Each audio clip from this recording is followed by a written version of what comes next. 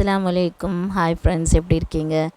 இன்றைக்கி நான் பருப்பு குழம்பும் இது மாங்காய் பச்சடி தான் செய்ய போகிறோம். வாங்க வீடியோக்குள்ளே போகலாம். வெல்கம் டு ஷிசாஸ் கிச்சன். 200 கிராம் துவரம்பருப்பு எடுத்திருக்கேன், ஒரு வெங்காயம் எடுத்திருக்கேன், 4 பல் பூண்டு, தக்காளி 5 எடுத்திருக்கேன், கொத்தமல்லி, கருவேப்பிலை எல்லாம் ஆட் பண்ணிவிட்டு வாஷ் பண்ணி எடுத்துக்கலாம். தக்காளியை கட் பண்ணி ஆட் பண்ணிக்கிட்டேன்.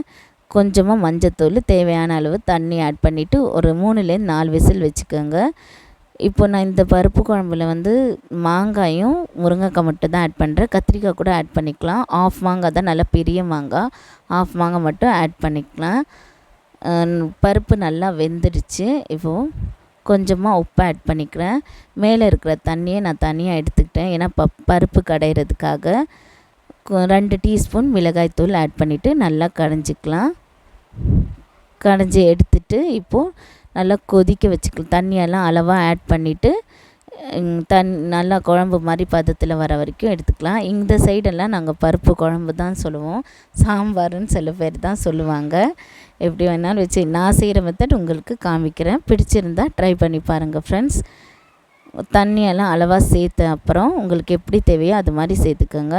முருங்கைக்காயை ஆட் பண்ணிக்கலாம், கட் பண்ணி வச்சுருந்துருக்கிறது. முருங்கைக்காய் வெந்த அப்புறம் நம்ம மாங்காயை ஆட் பண்ணிக்கலாம், அப்போ தான் கரெக்டாக இருக்கும்.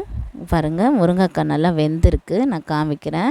இவ்வளோ வெந்தால் போதும், விசிலெல்லாம் வைக்க வேணாம், அவர் பீஸ் ஆகிடும், நல்லா இருக்காது. இப்போ நம்ம ஓப்பன்லேயே வேக வச்சா போதும். குக்கரெல்லாம் போட்டு விசிலெல்லாம் வைக்க வேண்டாம், அது நல்லாவே இருக்காது.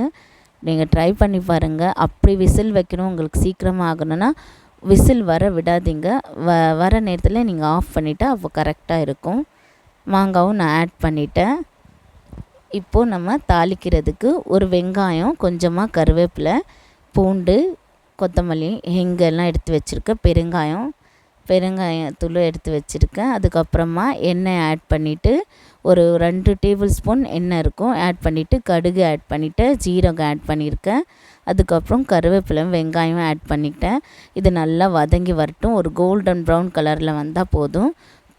பூண்டையும் நசுக்கி ஆட் பண்ணியிருக்கேன். இது மாதிரி தாளிப்பில் போட்டால் நல்லாயிருக்கும் பூண்டு. கொஞ்சமாக கொத்தமல்லியும் ஆட் பண்ணிட்டேன். இப்போ ப்ரௌன் கலர் வர வரைக்கும் வெயிட் பண்ணிக்கலாம். நம்ம சூப்பராக இருக்கும், கண்டிப்பாக ட்ரை பண்ணி பாருங்கள். இப்போ நான் இந்த ஊர் சைட்லலாம் நம்ம என்ன செய்வோம்னா, பருப்பு வேக வச்சதே நல்லா கடைஞ்சிட்டு வடிகட்டி எடுத்துருப்போம். இந்த வடிகட்டி இருக்கு இல்லையா, அந்த ஸ்ட்ரைனரில் அதில் வடிகட்டி எடுத்துருப்போம். அப்படி வேணும்னா நீங்கள் செய்துக்கலாம், நல்லா தான் இருக்கும். அது மாதிரி கூட எனக்கு இது மாதிரி தான் எனக்கு பிடிக்கும், அதனால நான் இது மாதிரி செய்துக்கிறேன். நல்லா ப்ரௌன் கலர் ஆகிடுச்சு. இப்போ நான் குழம்பு எடுத்து ஆட் பண்ணிக்க போகிறேன். சூப்பராக வந்துச்சு, அவ்வளோதான். கொத்தமல்லியும் ஆட் பண்ணிவிட்டு மூடி வச்சுக்கலாம். இப்போது மாங்காய் பச்சடி ஒரு 2 டேபிள் ஸ்பூன் எண்ணெய் ஆட் பண்ணிவிட்டு கடுகு ஆட் பண்ணிக்கோங்க. ஒரு 1/2 டீஸ்பூன் கடுகு போதும். ஆட் பண்ணிவிட்டு கருவேப்பிலை ஆட் பண்ணிக்கலாம். மாங்காய் பச்சடி ரொம்ப ஈஸி, எல்லாருக்கும் தெரியும், இருந்தாலும் நான் காமிக்கிறேன் நான் செய்கிற மெத்தடு. கருவேப்பிலை ஆட் பண்ணிவிட்டு கொஞ்சமாக மிளகாய்த்தூள் ஆட் பண்ணிவிட்டு மாங்காய் கட் பண்ணி வச்ச மாங்காயை ஆட் பண்ணிக்கோங்க. கொஞ்சமாக மஞ்சத்தூள், 1/2 டீஸ்பூன் மஞ்சத்தூள் ஆட் பண்ணிக்கோங்க. 1 டீஸ்பூன் மிளகாய்த்தூள் ஆட் பண்ணிக்கோங்க.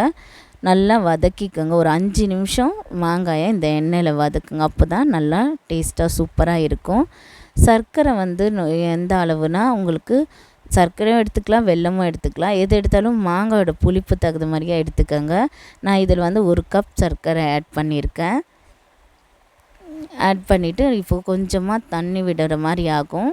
கொஞ்சம் மிக்ஸ் பண்ணிவிட்டு கொஞ்சமாக தண்ணி ஆட் பண்ணிக்கலாம். ரொம்பலாம் தண்ணி வேண்டாம். ஒரு 1/4 கிளாஸ் டீ குடிக்கிற கிளாஸ் இருக்குல்லையா, அதில் 1/4 கிளாஸ் ஆட் பண்ணால் போதும். இல்லை சின்ன கிளாஸில் 1 கிளாஸ் ஆட் பண்ணால் போதும். இவ்வளோ தான் நான் தண்ணி ஆட் பண்ணுறேன். நல்லா மிக்ஸ் பண்ணிக்கோங்க. இதில் உங்களுக்கு காரம் பத்தலைன்னா நீங்கள் இன்னும் ஆட் பண்ணிக்கலாம். நான் கொஞ்சமாக பிஞ்சளவு உப்பு ஆட் பண்ணுறேன், டேஸ்ட்டு நல்லா இருக்கும். ரொம்ப ஆட் பண்ணாதீங்க, கொஞ்சம் போதும். இப்போ நம்ம ஸ்வீட்லலாம் ஆட் பண்ணுவோம்ல, அதோட கொஞ்சம் ஆட் பண்ண போதும். காரம் கம்மியாக இருந்துச்சு, நான் மிளகாய்த்தூள் ஆட் பண்ணிக்கிட்டேன். சூப்பராக மாங்காய் பச்சடி ரெடி ஆகிடுச்சு பாருங்கள். இது சீக்கிரமாக வெந்துடும். மாங்காய் நல்லா திக்காக வந்திருக்கு பாருங்கள். எவ்வளோ இந்த ஷீராலாம் இருக்கு இல்லையா, ஷீரா மாதிரி திக்காக இருக்கும். இப்போ நான் ஸ்டவ் ஆஃப் பண்ணிடுறேன். சூப்பராக இருக்கும். கண்டிப்பாக ட்ரை பண்ணி பாருங்கள். லைக் பண்ணுங்கள், சப்ஸ்கிரைப் பண்ணுங்கள், ஷேர் பண்ணுங்கள்.